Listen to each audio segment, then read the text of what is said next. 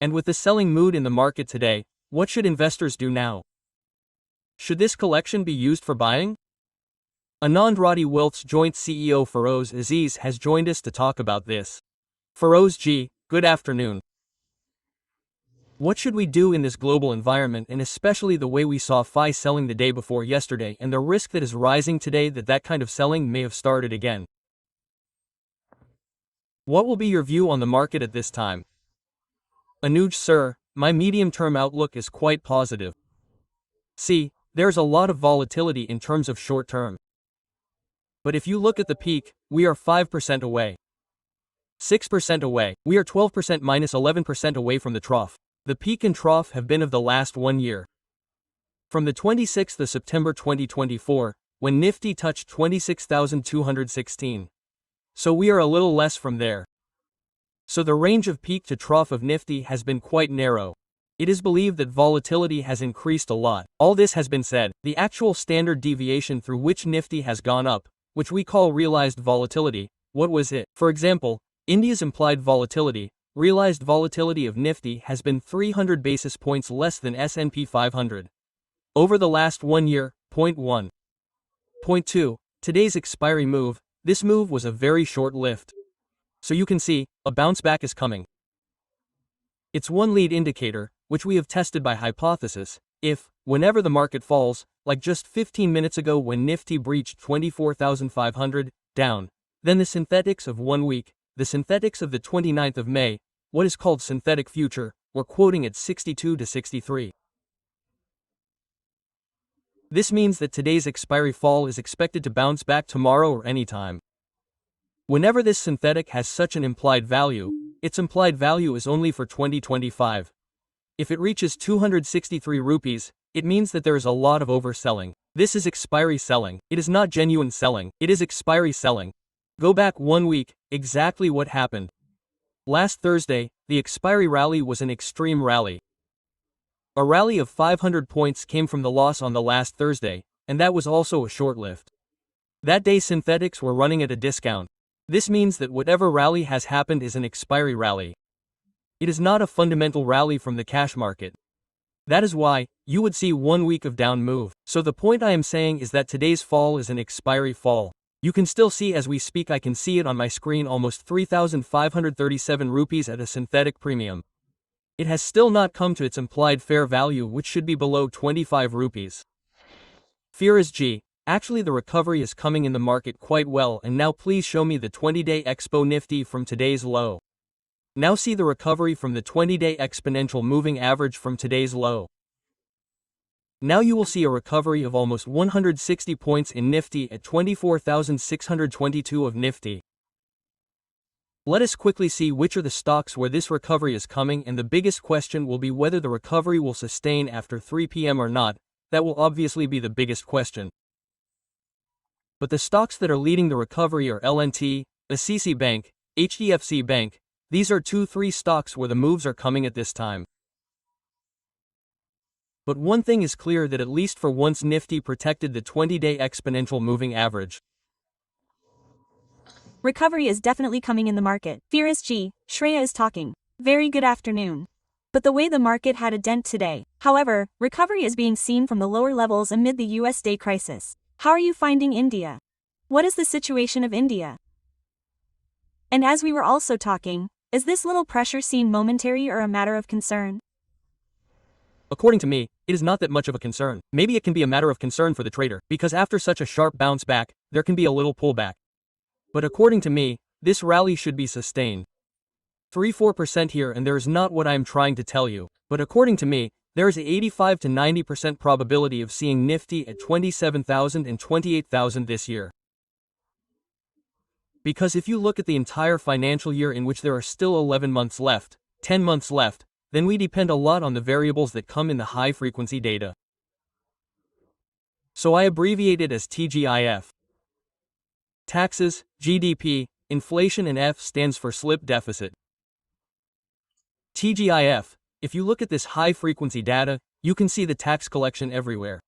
Tax collection came at 13.7%. Growth of direct tax collection came. Last financial year, that is GST collection was 2.37 lakh crores. For 8 crores, that is a healthy number. Inflation has not increased with it. Inflation has come at 3.16. Whenever GDP, that is whenever tax collection is high, then inflation is also high. We have seen this, but this is a very good correlation. That creates a great conducive environment for a couple of more rate cards. Because of that, the deposit growth that was not coming in the NIM will start coming in the banking sector. Because the problem of flat yield curve that the interest rate for 1 year is the same, the interest rate for 5 years is also the same, will be solved. So the 31% Nifty's weight banking will stop getting pressured and they will be able to realize their valuations. GDP estimates are also at 6.6 and I don't think any further cut is possible. So and if you look at the flows, we have returned 4 lakh crores to FIIs. So now Trump's trade war did not make any difference. The tension between Pakistan and India also did not make any difference. It did not make any difference because we have already returned 4 lakh crores on the pretext of valuation. If they had not done so, a 10% fall on these two news was inevitable according to me.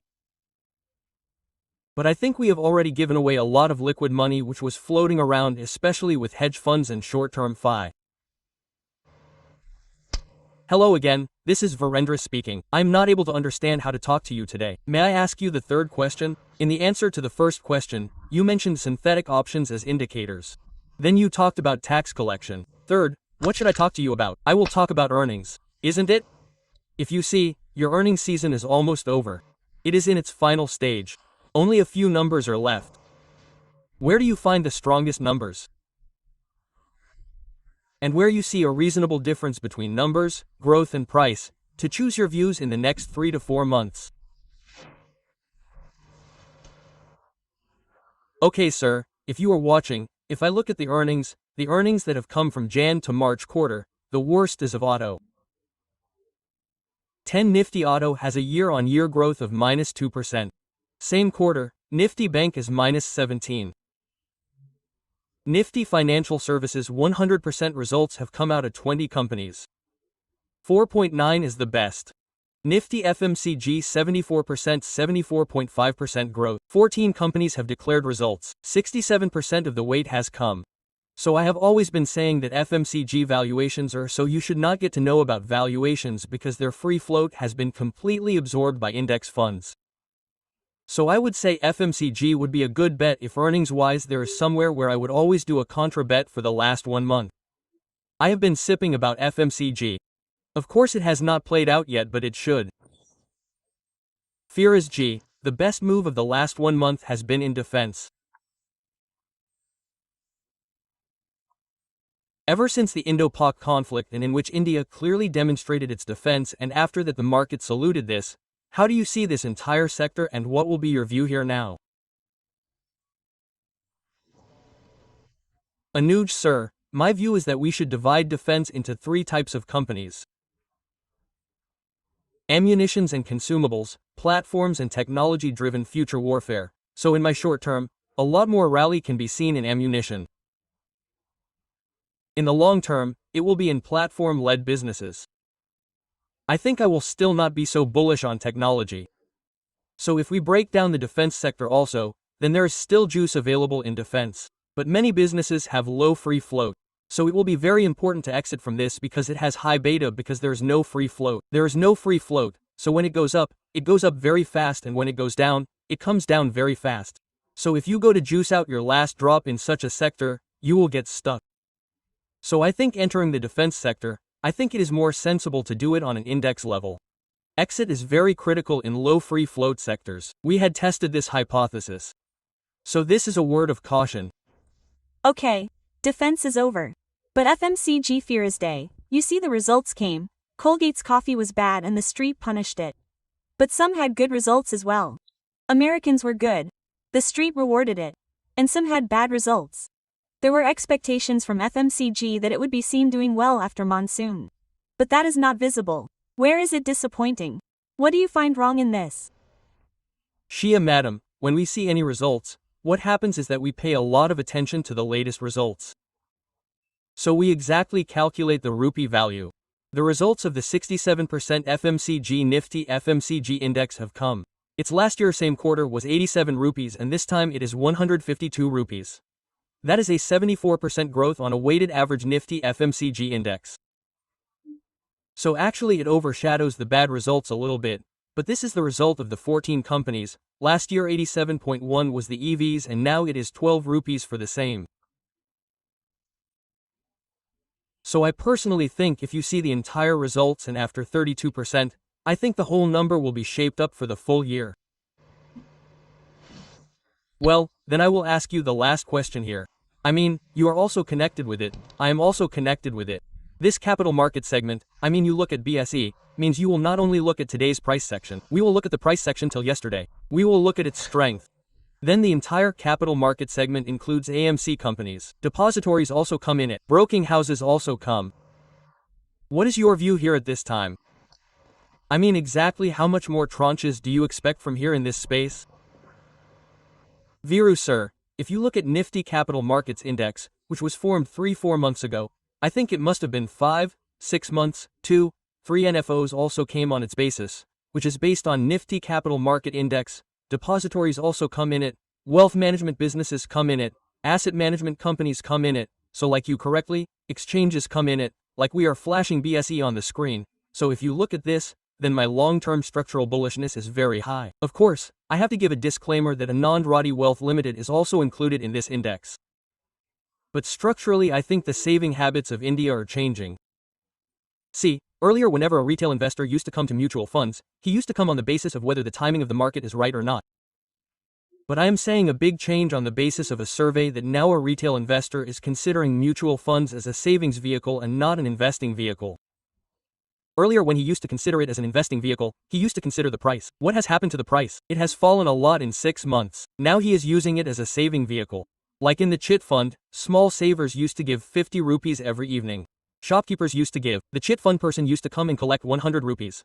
He used to consider it as savings and not investments. So similarly there is a paradigm shift in mutual funds, in a mindset. That is why you are seeing that even after so many ups and downs in January, February and March, where the broader market was beaten so badly, still 4,000 crores came in the small cap fund in April.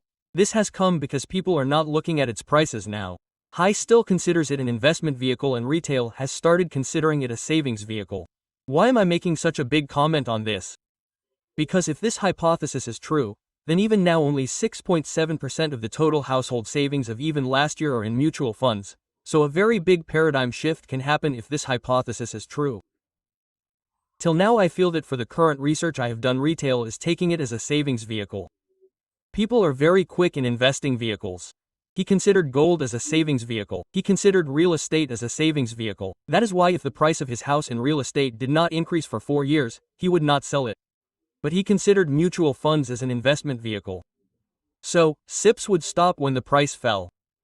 Today, it is at its peak of 26,600 because this paradigm shift is being witnessed. Let's go Viru, you got the answer to your question. What other term would Feroze G use? He even used chit fund. So, isn't it? So Feroze G is our all-rounder. When we talk to him, he includes all the topics in the discussion in a very good way.